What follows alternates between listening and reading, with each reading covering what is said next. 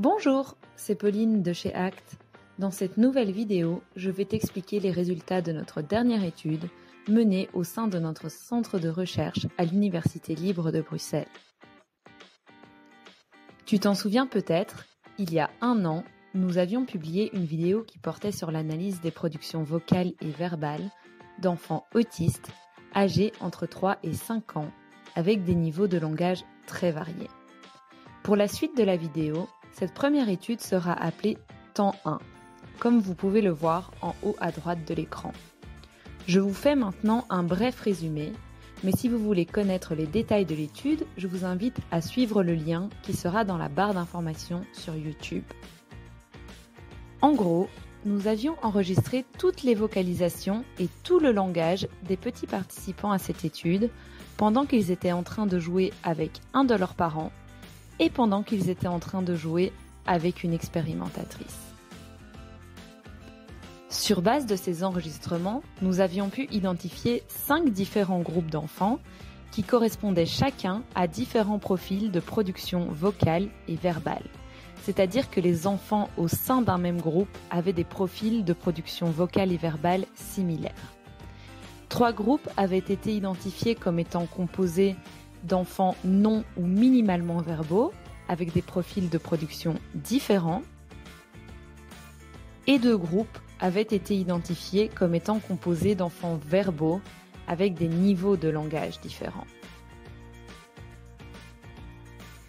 Pour l'étude que je vais vous présenter dans cette vidéo, et que nous allons appeler temps 2, nous avons voulu réaliser un suivi langagier de tous ces petits participants maintenant qu'ils étaient âgés de 6 à 9 ans, donc 3 ans après la première étude.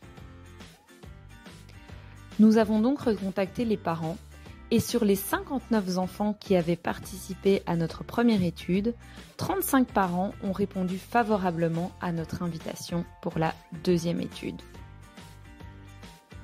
Pour cette deuxième étude, l'idée était de voir si notre description linguistique détaillée faite précédemment et l'appartenance à un profil particulier au temps 1 pouvaient contribuer à prédire le niveau de langage que les enfants allaient atteindre plus tard, au temps 2, donc 3 ans après. Nous avons, cette fois-ci, mesuré le niveau de langage des enfants de 3 manières différentes. Premièrement, en utilisant un test de langage très élaboré et qui nécessite généralement de savoir produire des phrases. Deuxièmement, en utilisant un questionnaire parental qui évalue la manière dont l'enfant communique et la manière dont il comprend ce que les autres lui communiquent. Et enfin, troisièmement, en nous basant sur les productions spontanées de l'enfant lors d'une interaction avec l'expérimentatrice.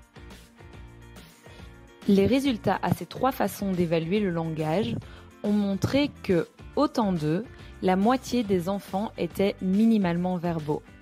Cela veut dire qu'ils n'ont pas pu passer le test de langage car il était trop compliqué, qu'ils avaient des scores correspondant à ceux d'enfants plus jeunes au questionnaire parental et qu'ils avaient produit peu ou pas de langage pendant l'interaction avec l'expérimentatrice. L'autre moitié des enfants étaient verbaux. Eux ont obtenu des scores modestes à bons au questionnaire parental et au test de langage. Ils ont utilisé des phrases simples, voire même des phrases complexes pour certains, pendant l'interaction avec l'expérimentatrice. En nous basant sur ces données, la première chose que nous avons voulu regarder était qui étaient les enfants qui avaient progressé en langage au cours de ces 3 années, donc entre le temps 1 et le temps 2. Ce que vous pouvez lire sur cette illustration est qu'il était globalement beaucoup plus probable pour un enfant qui était verbal au temps 1 d'avoir progressé que pour un enfant qui était minimalement verbal. Nous avons ensuite voulu regarder ça de plus près et analyser si, surtout pour les enfants minimalement verbaux, certains profils du temps 1 avaient plus de chances d'avoir progressé que d'autres. Il s'est avéré que ce n'était pas le cas et que, peu importe le profil, les enfants minimalement verbaux avaient peu de chances d'avoir progressé en langage. Nous tenons à insister que nous parlons ici uniquement de langage parlé, donc des mots, des phrases, mais nous savons que nombre de ces enfants utilisent d'autres moyens pour communiquer, tels que les gestes, la tablette, le PEX ou encore les vocalisations que nous n'avons malheureusement pas su intégrer à nos analyses.